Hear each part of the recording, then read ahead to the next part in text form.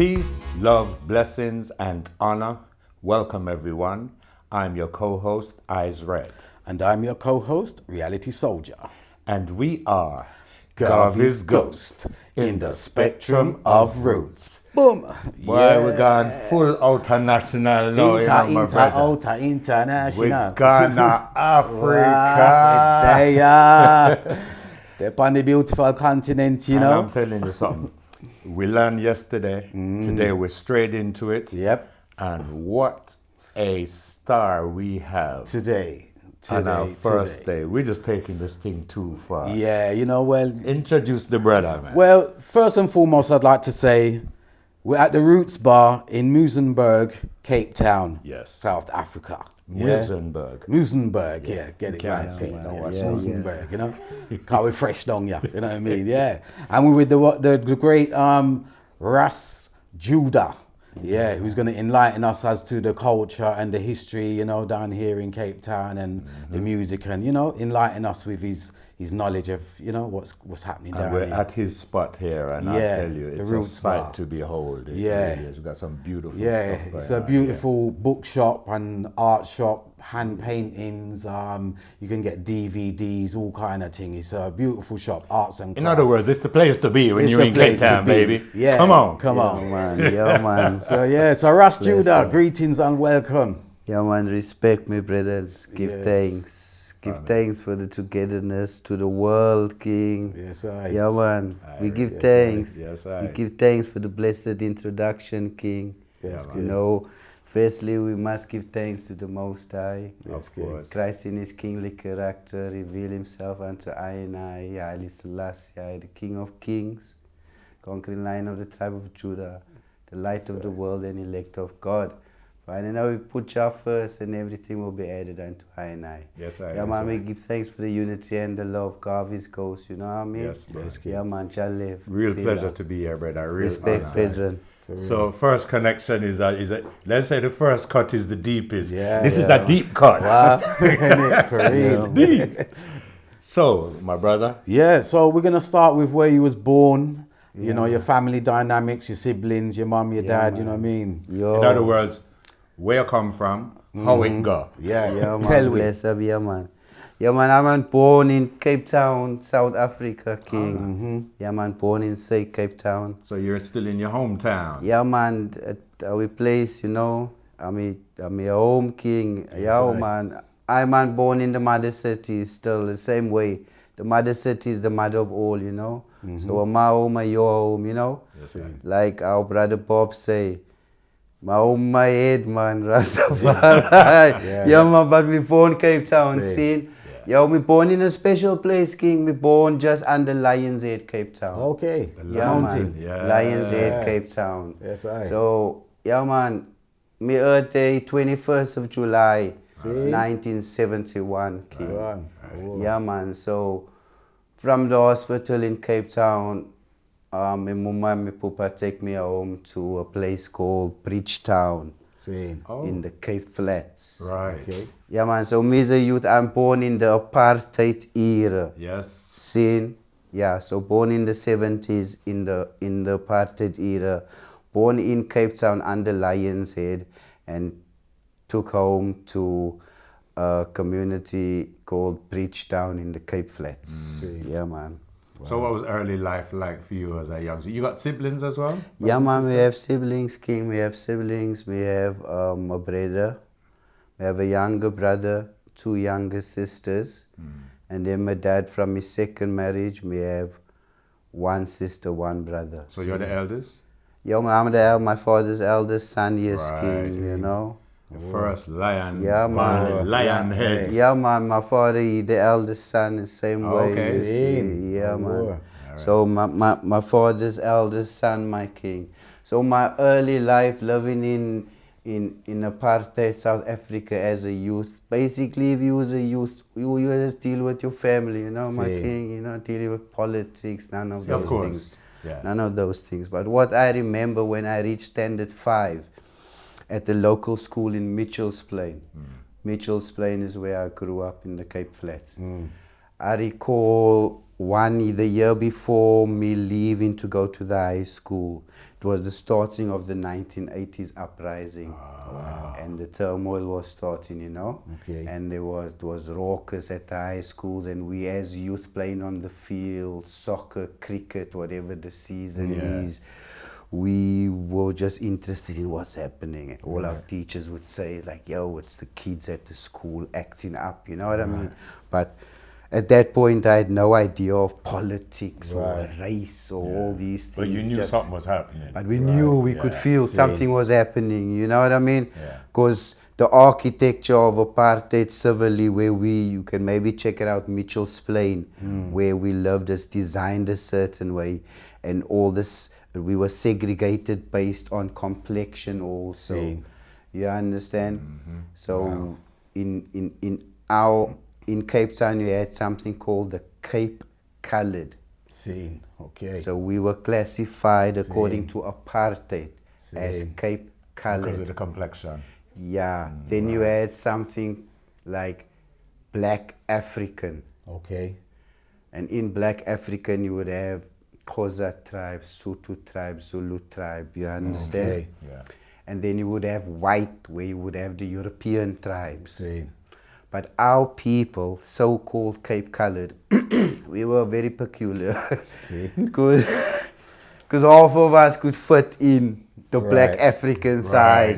And the other half can fit in. You know what I mean, King? Where we kind of have them experiences in the UK. You know what I mean? I have that in my own. All of our families are like that, because that would mean our family will be divided according. Could you imagine that? No, but I'm going to share this with you, because I was fortunate enough to travel to the States, where I saw our people be living in the States, because apartheid was segregation and based on complexion also and those things, because they would have a test called the pencil test, where they would put the pencil through your hair to see the kink in your hair. Oh, okay, right. To see if you classify. Yeah. So there was families literally broken up, being on the white side, and families being on the black side. You see, so that is kind of like the apartheid system. But in our family, we have lighter complexion and we have darker complexion, same way. But in South Africa, what they also did, they would like style the tribe. So the Xhosa people would just have to be together. And they would have a homeland. So you understand what I mean? Zulu would have a homeland where it would just be that tribe. Bantustan. Bantustan, it was called. They would just, but the minds, I would think, of the former government of these people, because they were social engineers and architects also. In their mind, they were keeping things pure, man. Because those are just Sotho people. Those are just Xhosa people. Those are, so you understand what I mean? It sounds psychotic now. It's a crazy experiment. You understand what I mean? And it was kind of misguided also from the scriptures also. Very much. From a religious perspective. You understand? Because the apartheid had church and state. So did you have a situation where you couldn't be friends with somebody because their complexion was different to yours? Now the situation is this. Mitchell's Plain, everyone looks like me. Oh, okay. So you're But at the same time, we have lighter and darker because it's part of our heritage and part of who we are. Our people are, I think, the most genetically blessed, for lack of another word. People on earth. We have serious genetics, you know what I mean? Oh, in terms of differences. African, of the whole world. You see, King. So from that perspective also, and we owe a lot of that to our African, Ethiopian, Alkebulan ancestor, Khoi, San people. Some would say Hottentot and Bushman, and you see, King. So that is also an important part of our heritage. Other than that, Cape Town has been an international place for a while. Cape Town was founded before New York. Yes, that's right. there was vibes here. There was always been vibes here. People have been traveling around here for millennia. And this is where the Atlantic Ocean and the Indian Ocean collide, right? So Yes. Yeah. And lots of people, they will say when they come to Cape Town, it feel like Europe. Yeah, okay. Maybe some architecture here, but I would say, not that I want to give Europe too much glory, I would say it's international. You understand what we say, King?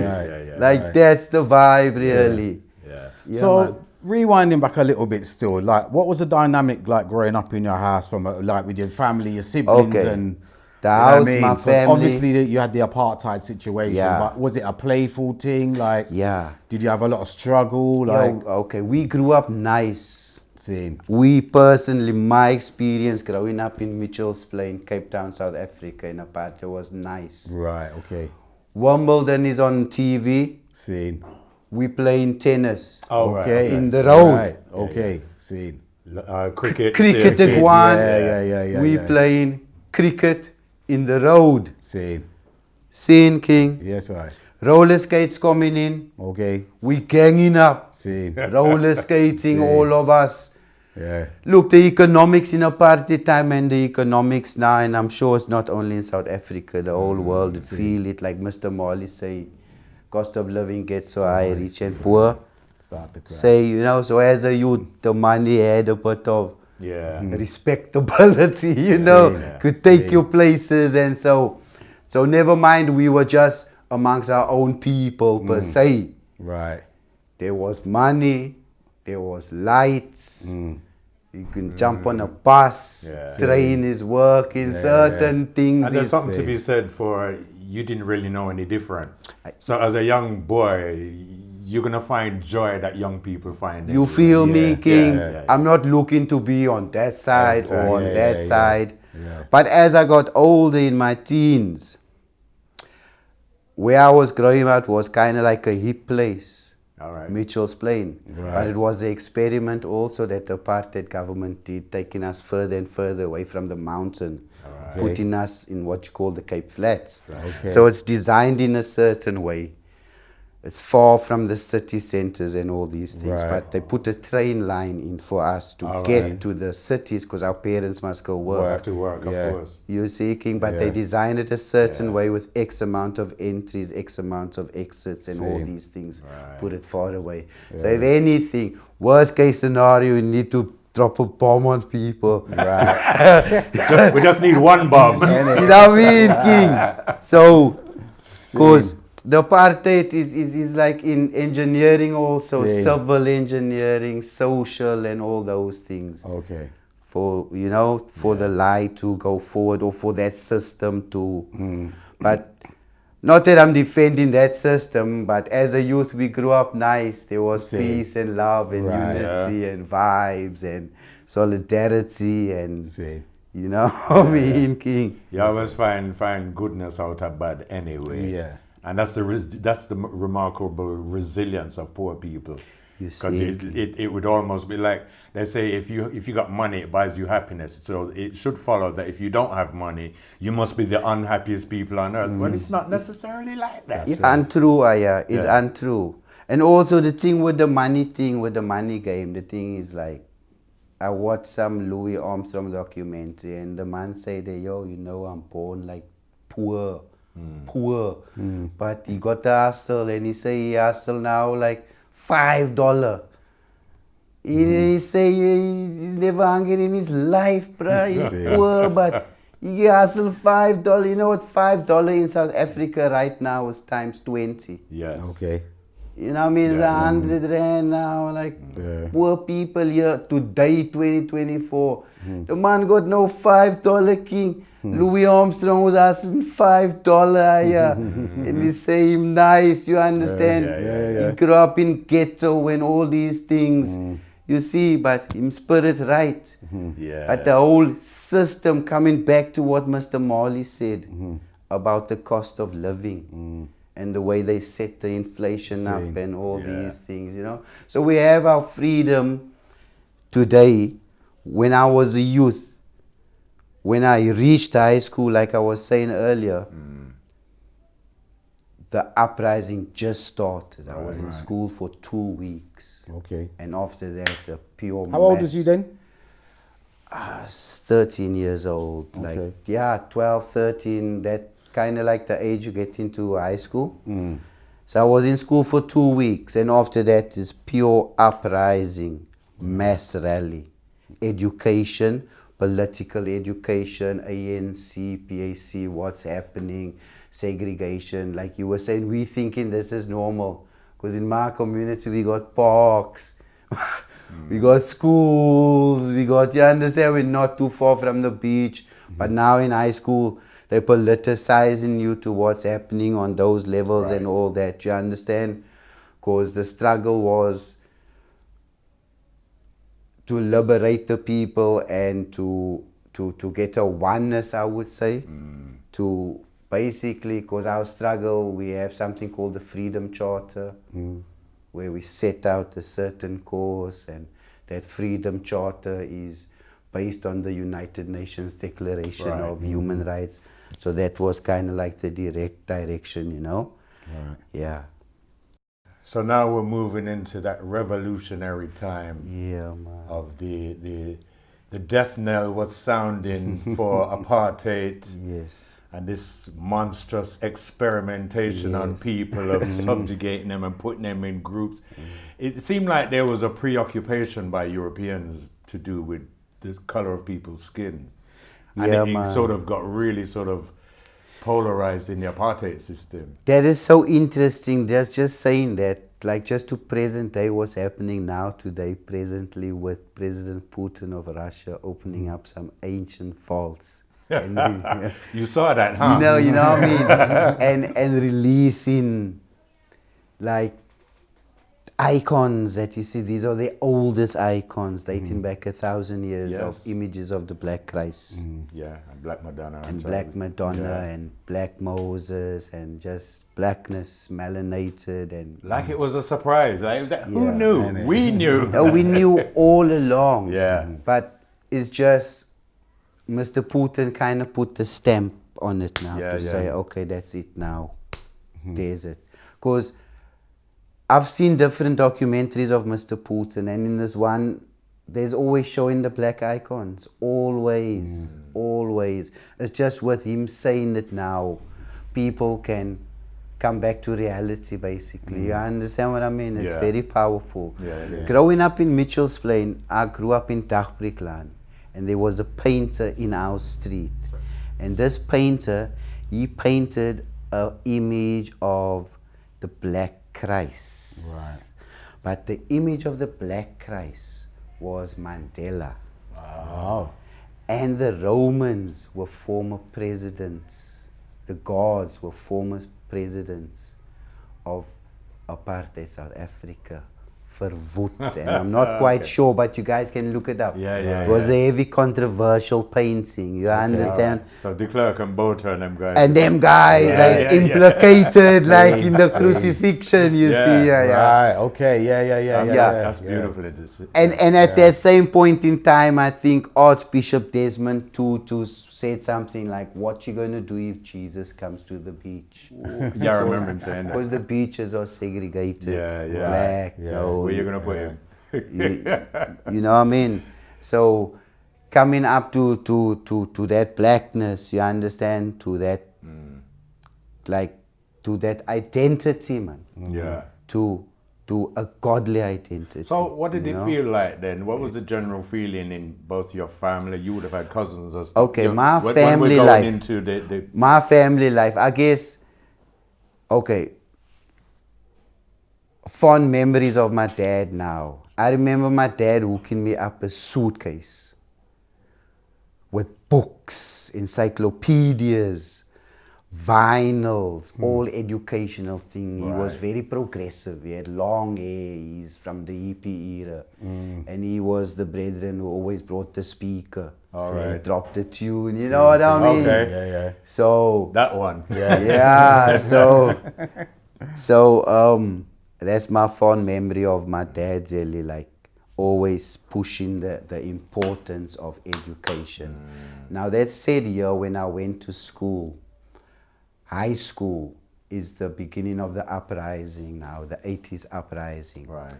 I was at school for 2 weeks. School was normal. We just received our books and everything, pens, all our stationery, and mass rallies started, and things were happening. If it wasn't a mass rally here, it was a mass rally there. Lots of the older students, maybe they were being recruited also to get into the movement. What was the feeling? Was it one of optimism? Was it No, one of no, unity? for me, imagine this is like someone throwing you in the deep side, bro. I just Right. explained to you guys earlier. A year before that, we were playing cricket on the field, not knowing nothing. You understand what I I mean? need to work on my cover drive. And then the next thing is like, Amandla. Right. Yes. You know what I mean? right. Free our leaders. And You have to put down the cricket bat and turn warrior, innit? you know what I mean, King? So for me, it was like, whoa. You know? I followed the movement as much as I could and checked the vibes, you know what I mean? I remember at the end of that year, we boycotted the writing the exams, also saying we're not going to write exams now. You understand? Okay. So that I did that, and I told my dad that. I said, yo, you know, Dad, I decided I'm not going to write exams because whole year we doing mass rallies and they didn't learn anything and da-da-da. And I'm chanting a whole year like, no to cut the education, free our leaders. I don't want to be educated to work in a factory and you educated to be my boss and all this kind of things. Revolutionary to Ras. But that's what you learn in, and you know what I mean? These are the slogans. Well, you were shaped by that. Yeah, That's, each one teach Yeah, one, and that was the word, like that's the vibe. So I told my dad, look, Dad, I'm not going to write in this and that. And that's another moment. Because I remember in the 80s, our community was drinking alcohol hardcore, you know what I mean? Because alcohol's for the hard people, your feelings, and you know what I mean? Pain and suffering. Yeah, you know what I mean? Lots of that. So he's sitting with his friends, and I just overheard him saying how proud he was of me that I decided not to write. Because lots of the cats, they there with you in the everyone sitting in the desk, right? Because the exam easy, now you're gonna get over easy. Because the system just wants to keep moving, you know what I mean? They want the blockage or so. They want to keep moving. But I decided on grounds of like, yo, I can't, I'm gonna be a hypocrite to myself, man. Because I remember in my community, we lived right next to a big dune, the highest point in our community. And in the heat of the struggle, one night I went up there and I have a view, whole circle, you know what I mean? Panoramic view. And every part of the Cape Flats was burning. Was burning. When you look there, the fire burning. You look there, the fire burning. You look there, the whole of fire was burning. And it's nighttime, it's live ammunition. A gunshot, goof, goof. That's in the struggle, our community, what we were going through here. You understand what I mean? So I couldn't now just go write exams and now it wouldn't be right. You serious situation, innit? You know what I mean? So that kind of mash up my education, you know what I mean? I mean, I'm going to tell the whole world now, but all is good. Nothing hidden from Jah, you know, the good and the bad. So that mash up my whole schooling, King. So they eventually put me over to standard 7. But I end up 3 years in standard 7, homie.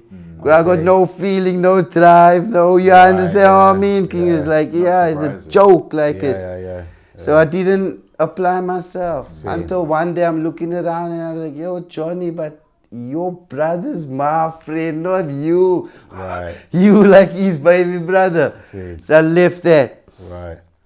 I spoke to my dad. I said, maybe I can get into a college. You know what I mean? I went into Cape Town.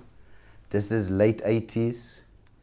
I got into a college. I did a course on business, just a little something, you know what I mean? Sorry, a course on? Business. Business, yeah, management, stuff like just a simple thing. And then after, all in between that, my family life wasn't so good because we went through a divorce, you know what I mean? So that compounded things. And with the alcohol, the divorce. That's tough. Man. And that kind of mashed me up also, you understand what I mean? And this happens the same time we're getting into the struggle now. And then the struggle gets so hot that they decide to close the high schools. Okay. In the Western Cape. Right. Because the high schools is where everything's been organized. Of course. Same. Student rebellion. Students, you understand what I mean? Yeah. So I recall one day going to school and a big notice there, school will be closed until further notice. Wow. That's all it said. I remember those days and seeing on the TV and feeling so proud because I'd just come out of childhood myself. But to see that who was leading the fight and the revolution was being led by young The youths, people. yeah. Because it's almost like I'm fighting for my world. Yeah, man. You had your world and this is how you designed it. Yes. And that was the same in like the Soweto uprisings and Yes, the whole... it was the youth scheme. Yes. And the youth were being organized on school through SRCs, Yeah. student representative councils and all these things. Let me ask you a question. So, what was the sort of the musical? Was music inspiring? Where did you get your sources? Okay, that's another good Come on, say you question. tap into roots music and man, revolution roots music. So the music for me, what I would say is, they say you listen to your parents' music. You know what I mean? Yeah. So but there's a special moment for me with the music, where my dad literally gave me a mixtape once See? in the apartheid What did he time. listen to? What did? No, I'm first going to explain this Oh, mixtape okay, go and the ahead. effect it had on me. Because Right. it's when he gave it to me, it's what he said also. Right. You know, so he gave me the tape and he said, yo, you have to be careful, because this thing is bad, you know. You know what? So there's like, whoa, Yeah. band, Dynamite. Yeah. Yeah. And like, yo, be careful where you sitting and all that kind of thing. Yo. Scene. So what's on that tape was, the biggest tune for me was Odyssey, Zipping Up My Boots. Right. Zipping Up see, My yeah. Boots. Yeah, That yeah. was Back the to my tune. roots. Yeah, back to your Not roots, talking yeah. about no roots in no land. Yeah. Talking about the roots in the man. of course. So it got a higher See, yeah. tune, you understand? See. Right. See. So that was the tune, and with my dad giving it to me with that message, I Right. think that connect me into for that music is like a message, a militancy kind of in music for me. Yeah. No, okay, the love story and all that is all there, but I was always, after that, I'm always looking for that vibe. Identity. That pushing vibe. So I remember when Shabba mashed up the place. Okay, reggae, Bob Marley and the Wailers. I was a youth. Buffalo Soldier was all over the charts. Same time, Bobby Brown had Candy Girl. Okay. So the DJ player, Buffalo Soldier, Candy Same, Girl, same. first a Buffalo. Then every day, you understand, kid? And then on the TV, you got the UB40s and all these things, you know? Right. Yes, but as a youth, we would go to the discotheques. Okay. And we would have, the house music was very big here. Okay. Now the house music was coming from Detroit. Yes. Right. Hurley, J.M. Silk and Jackie Body, all that kind of house vibes, you understand? See. And then our parents actually, they had something called Lang Arm. It was like band music. This is the old band vibe and they do the dance and you know what I mean? But out of my generation, I'm coming in the 80s. And then the hip hop scene come here also. Right. So the Public Enemy but before that we had mixed genres. Right. Everything would come together. We'd all come together. Right. And we'd play all different kinds of tunes. Right. But then after that, things kind of like Branch got off. more specialized. See. But the reggae scene was always with the punks. Right. And with the rebels. The reggae was the rebel music. Yeah. Right. And reggae music was the music that got all the people together in apartheid. Yes. Right. Black, white, brown, everyone, it give you the strength. You understand what I mean? Yeah.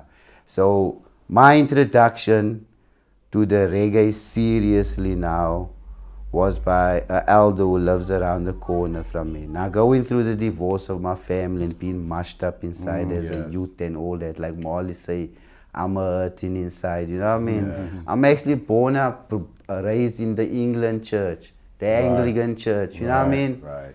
Christ the Redeemer.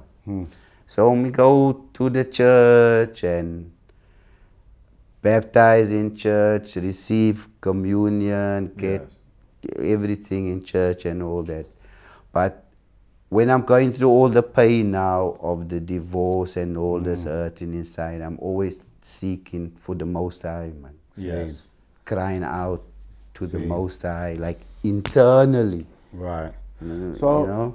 In saying that, when was your introduction into Rastafari? This is in the 90s, King. Right. Like just before liberation, just before elections. Okay. And was there like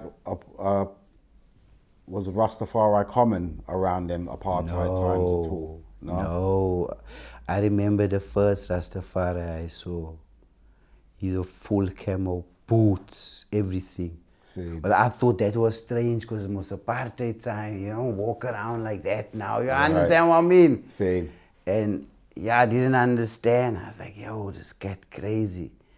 And then the next thing I heard about Rasta is, but that thing blew my mind because they said Rasta knows the Bible from Genesis to Revelation and from Revelation back to Genesis.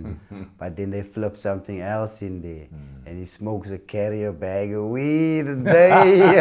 You see, so that the mind is like, yo, weed, drugs, illegal, bad, Bible, good. Back in the 80s or in the 90s, if you knew the whole Bible, Genesis, that's like heavy because normally the Bible is just the Monday on the pulpit. Right. You know what I mean, King? And him alone. So I like respect that, like, yo. Respect, you know what I mean, King? Yeah.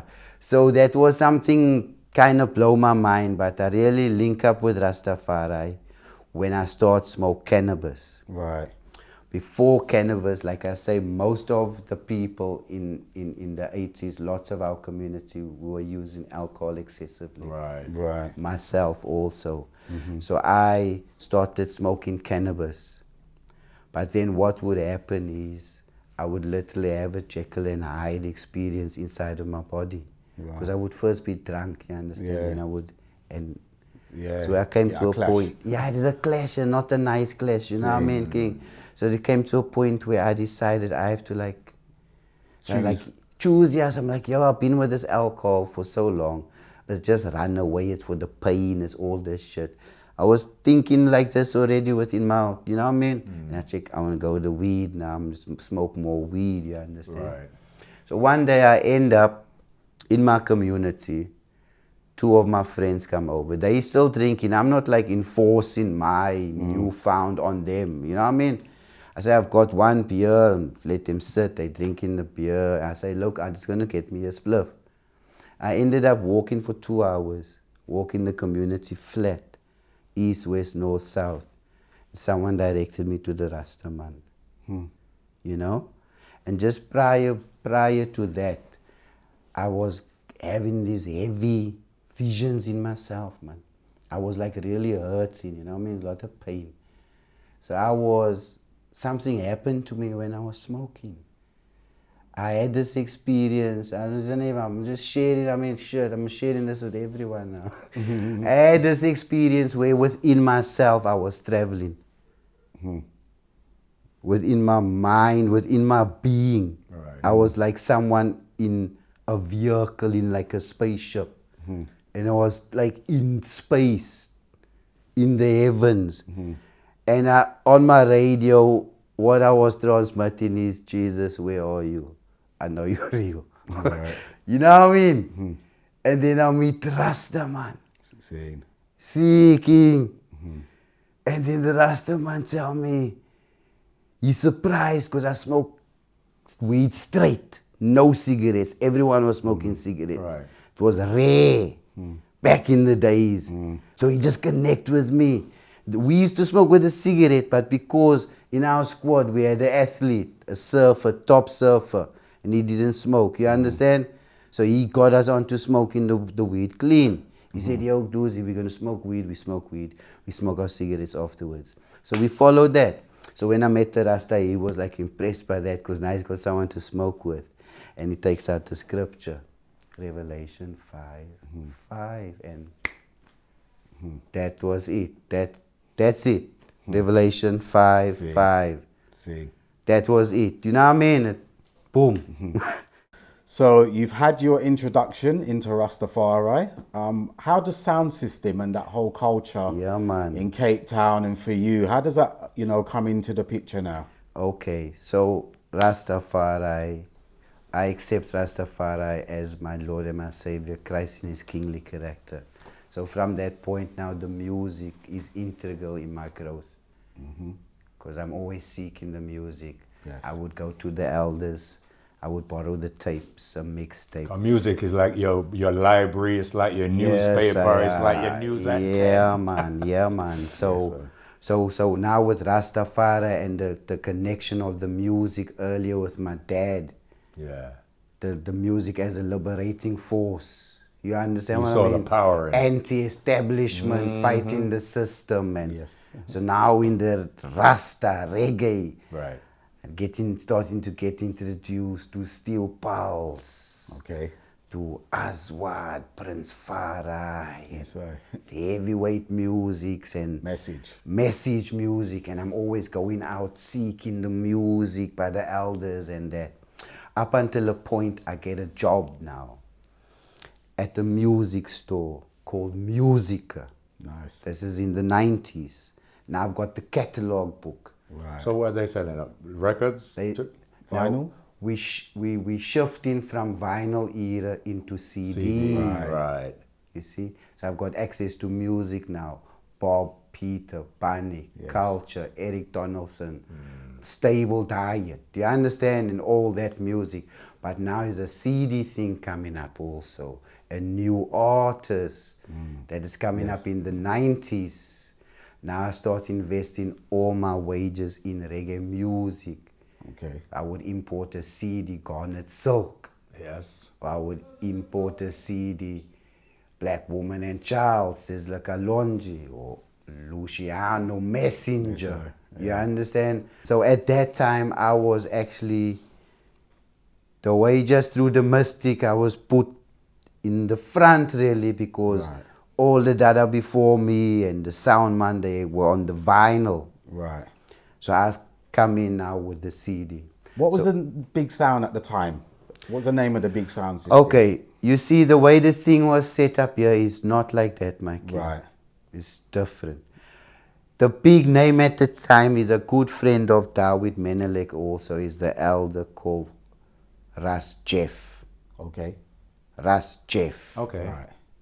So Ras Jeff used to play in Guguletu. Right. He's in the township. Yes. Okay. You understand? So that's where the music, we had to go to the township to listen to music. And you that's understand? like the ghetto kind of thing.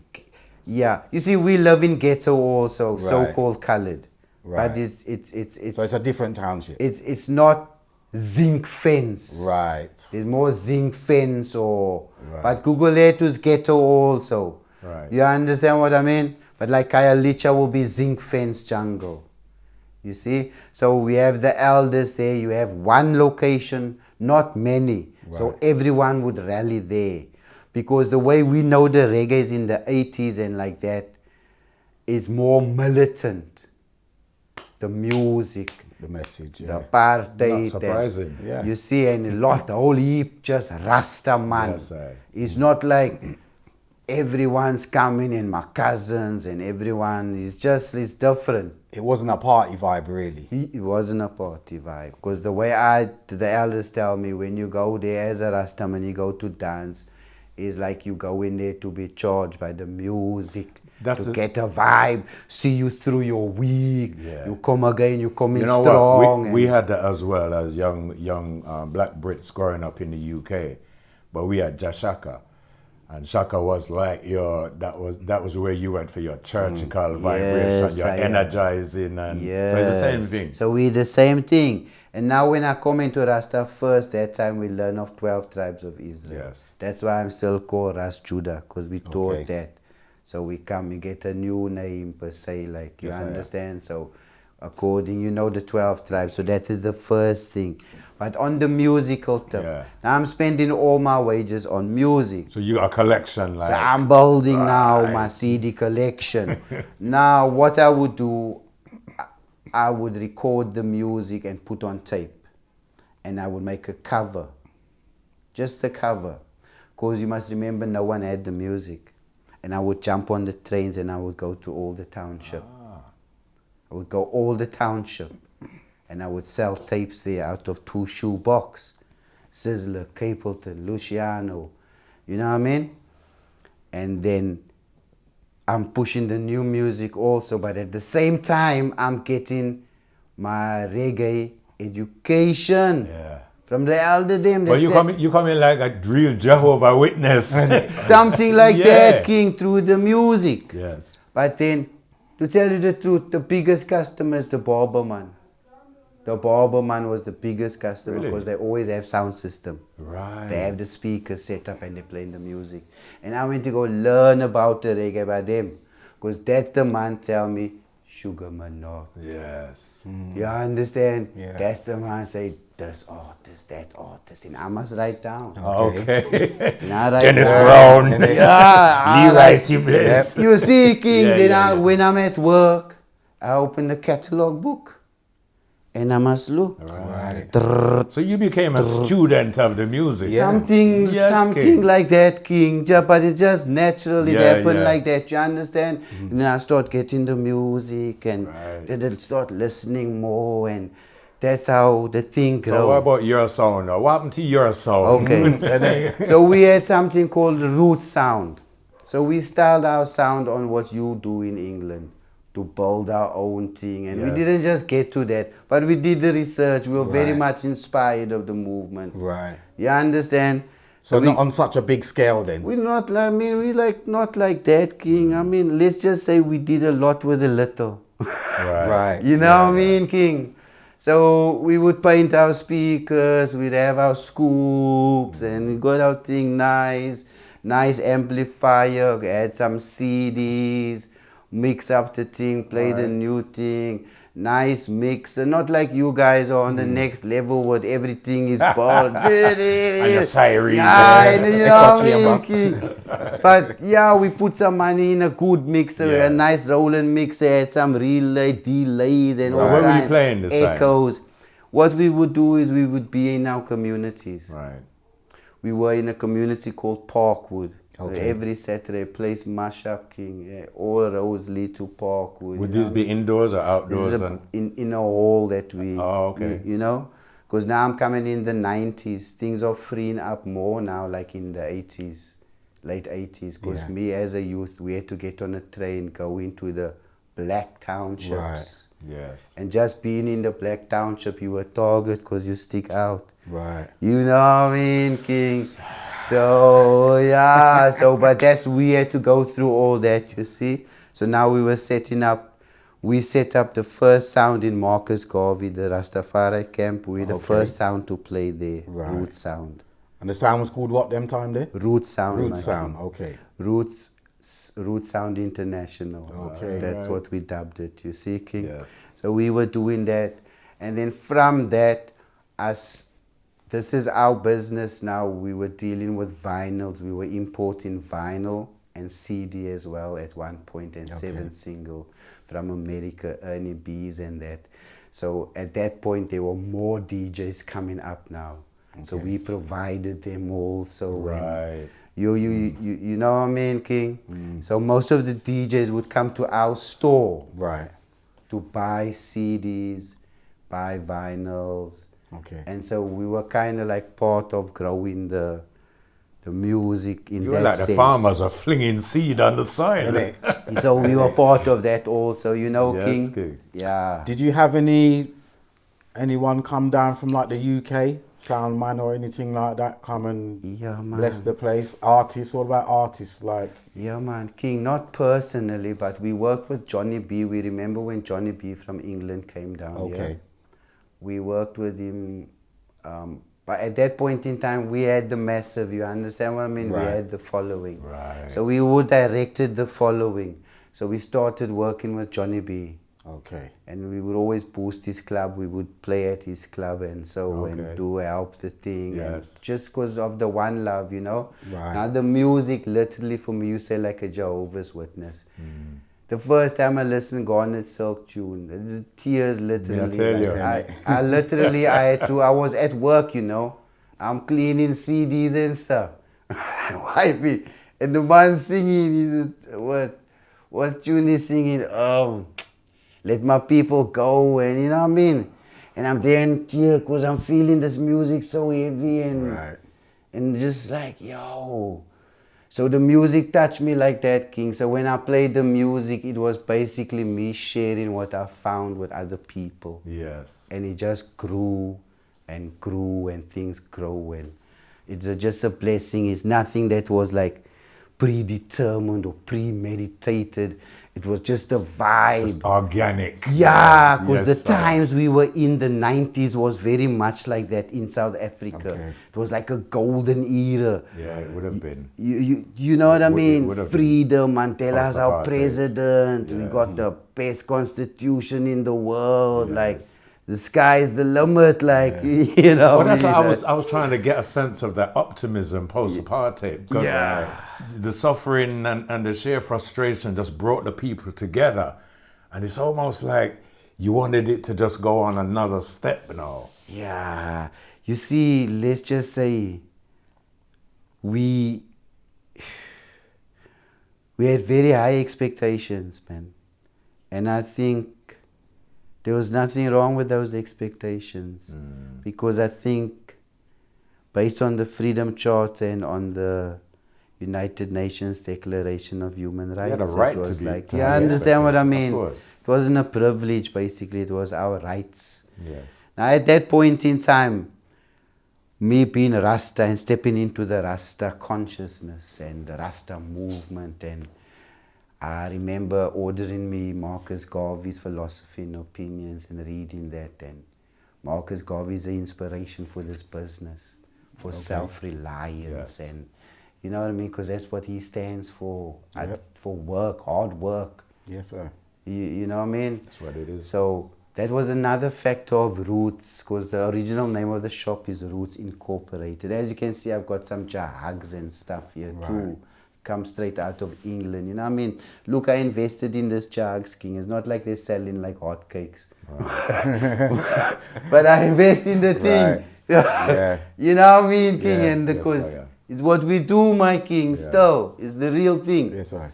So the shop also, we were distributing books, clothing, making our own clothing, running sounds, opportunities for the artists to get on the microphone. And our sound, I mean, we're not like a big world sound like that, but the local youth, they were on our sound. We have some artists now like Black Dillinger, Crosby. They on a level in their levels, you know what I mean? Right. It's just part of the One Love movement, really. Right. What we were doing, you know what I mean? Yeah, so the reggae music, we take the reggae music as the gospel of Rastafari. Yes, I am. Okay. That's our initial seed. In time, we learn about music. Yeah. More lovers rock, rock steady. You know what I mean? Music Bob was listening to, but we start out fundamentally Rastafari and spread this truth that we found that His Majesty's Jesus Christ returned. We just thought that's like very important for everyone to know this. You know what I mean? Yeah. So there was that urgency, and also of the time in the 90s, New South Africa, there was that optimism. Yes, sir. And we acted within that freedom.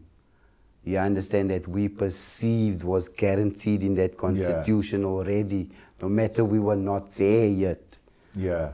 You But I think understand? it's fair to say that your optimism as native South Africans, because we were watching what was happening here from the early 70s. As soon as we realized as youth, say, hold on, there's a place where people are judged according to their skin color and not the content of their character, and it was being subjugated. As soon as we started hearing about the narrative of South Africa, that reflected all of us.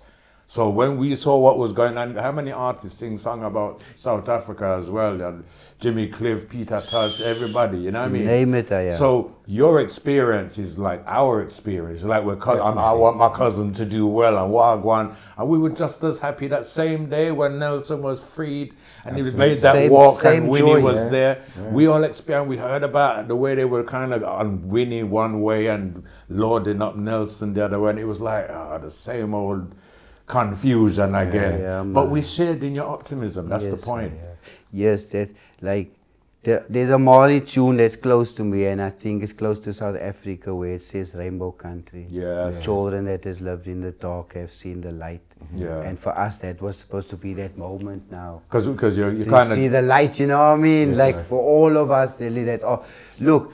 In the 19s, the ruling party, the ANC, they were banned before that. You know what I mean? They were the ANC, everyone knows the ANC. Nelson Mandela, Oliver Tambo, Walter Sisulu, these were the heads of the movement. You know what I mean? They were banned along with the PAC. You know what I mean? Something started in Cape Flats, started in my community of Rocklands, Mitchell's Plain, something called the UDF, the United Democratic Front. You've heard about the UDF also. And its leader, Alan Pusak. You understand what I mean? Oh, yes. So coming into the 90s, with the ANC coming back now, you understand what I mean? The UDF was dismantled? Yes, because we thought that the heads are here almost now, things are going to run properly now. You understand, King? You don't need this now, cause. Yeah, see, we're being represented. But that was a great unity. Right. Already that we had, like, very powerful, you understand, but now because of, we had now Nelson Mandela, our leader, Oliver Tambo, our president, so that was it. Right. You understand? So we as Rastas, we were promised by the ANC, they sent out pamphlets saying that our rights will be given to us. And beautiful pamphlets with the Right Honorable Marcus Messiah Garvey on it, Bob Marley, with nice quotations about freedom and liberation and Rasta.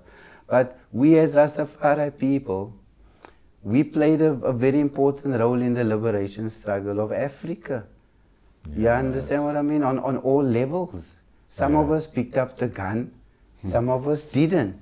But we all of the same people. We are very peculiar people. And I found that here with us, you know what I mean? We have Rastafari people that were in the liberation struggle. With Umkhonto weSizwe, Umkhonto weSizwe, with the PAC's military wings, like militant people. Right. And at the same time, we had Rastafari, peace, man. Right, yes. You want to plant some corn, read the Bible. We're not a monolith by any stretch of the imagination. We have the peace, man. We have the security. We have the learned ones, the holy order. Yeah, the holy one love. Exactly. You see, King. So there's all that also in the movement. But up till this far,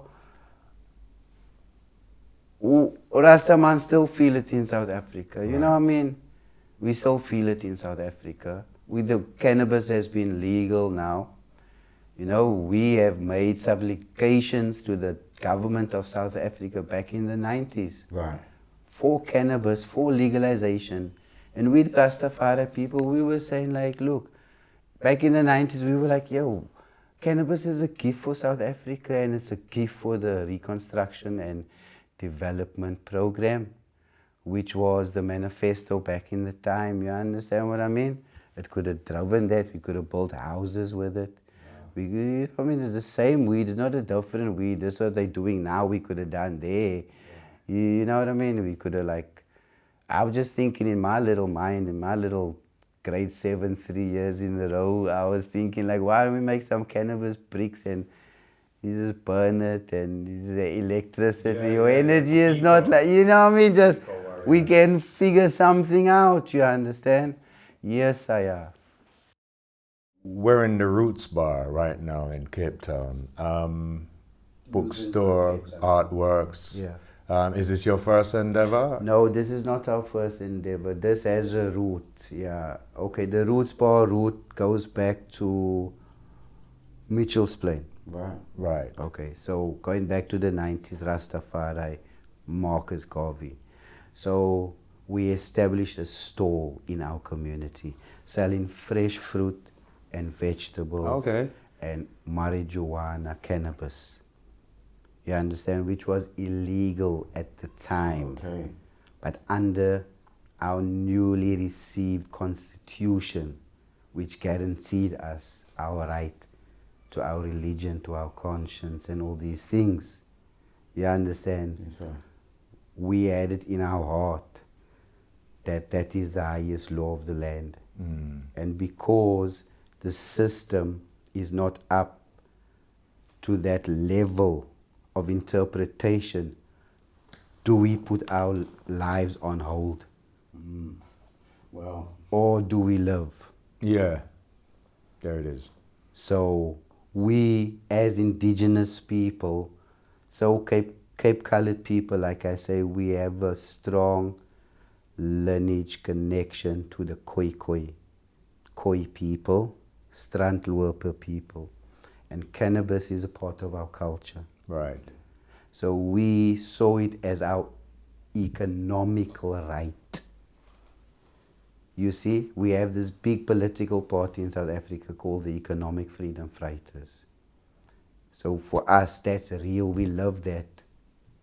That was us being economic freedom fighters. Yes. Within our roots, within our culture, within our conscience and our beliefs. Is that Malema? Is that his party? I think that is, yeah.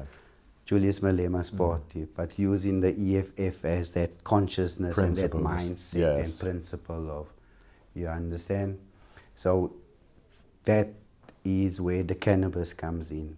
And at that point in time, we did make submissions to the Constitution saying that this should be legalized for this and that, and we as the Rasta, and I told you the ANC had distributed certain pamphlets. Yes. So we actually started in Mitchell's Plain selling fruit and veg. And we kind of classify cannabis as fruit and vegetable matter. It's herbs, you got your thyme, you got your oregano, you got your basil. Yeah. You know what I mean? Tell you. Yeah, so basically that's within our consciousness of nature and creation and ital, you know, because Yes. a seed, water, sunshine. yes, sir. Yeah, man. Fundamentals. Fundamental. So from our said community setting up a store, the city of Cape Town decided to break down our store. Really? Yeah, they broke it down, we took them to court. We went to the Legal Resource Center, we took them to court. And we actually won that. Made a deal with them. With hindsight, maybe we shouldn't have made the deal. But we made the deal. They ended up paying us X thousands and we could set up our stall again. Okay. And with that deal we made, we kind of invested that into more works also. We started with arts and craft and things just grew and grew and grew. Right. We got the opportunity to go to the CBD. We took the opportunity and we established this business in Cape Town. We've been established here for 15 years. Oh, wow. 15 years. And then prior we were in Cape Town, Right. the corner of Short Market and Long Street. Okay. Yeah, and there, like I say, we were called Roots Emporium. Why we call ourselves Emporium? Because we can cover all bases. You understand what I right, mean? yeah. So we're dealing with reggae, we're dealing with Africa, we're dealing with education. So you can Right. have a tape, you can have a book, you can have a T-shirt. Cover a lot of ground. You cover all ground. You Yeah. understand? You could have a hemp wallet from Nepal. You could, covers all ground. You could have a bong from Amsterdam. It's, yeah. Quite an impressive collection of books as well that you can get. I haven't even, because I've been setting up cameras and everything, I said, you know what, don't pick up any books, don't look at any books, you got cameras and lights to do. Yeah. But afterwards I will be having a little... Yeah, we've got a nice collection of different books, you know, no non-fiction, spirituality, religions, travel, conspiracy. David Icke has been with us here for like 12 years already, 13 years. Covering all bases. Yeah, all bases. Originally, we would just deal with Rastafari Right. knowledge and Rastafari books. Originally. Okay. if we couldn't get originals, we would make copy to distribute and to spread Right. the message. You know what I say? Yeah, but since we came to the Roots Bar, we've opened up more. Right. You know, like this painting is one of Cape Town's top artists, What's his name? Grant Oche. Grant. So maybe I would like you guys to link maybe his details, our details, I'm and dying if to. anyone is interested in getting some good art Yeah. from South Africa, Yeah. we can always link up, you know what I So mean? all of this stuff is his work? These are all Grant's works. Some of these, this is not Grant's work. This is a different artist. That's Grant's work there. Amazing. Lots of the ones on top there is all Grant's work. Some of these were commissioned. He doesn't normally paint His Majesty. Right. You know, what he does is African portraits, but these were commissioned by me. I said I'd like some Bob Marley painting. I'd like some Malcolm X painting. Right. I'd like a Martin Luther portrait. You know, so and just putting the word out there, you know. We could get the Empress, beautiful portrait. You check his work online, Grant Oche. Right. Grant Oche, Cape Noted. Town, South Africa. Definitely on the itinerary. We're here for a while, so respect for that. Yeah, man. I just work and pray, you know, to tell you the truth. Like now, Nothing else? Yeah, man. Cooking? You bake? no, you know, I'm in the garden, my king. Ah, okay. Ah, Yeah, I've you got go. a garden That on the don't side of surprise the me. business. Yeah. Got my chili, I got my lemongrass, got my thyme, little bit of this, little bit of that. I'm planting also indigenous herbs as well. Okay. So I'm in the garden. When I'm by the kaya, there's in the garden, you know, this farming, and that's what we deal with, the garden. Because we're very blessed to be residing in Muizenberg. The ocean is a stone throw away. So we're walking on the ocean, on the beach, or the mountain is here. Yeah, so we're yes, walking up the mountain.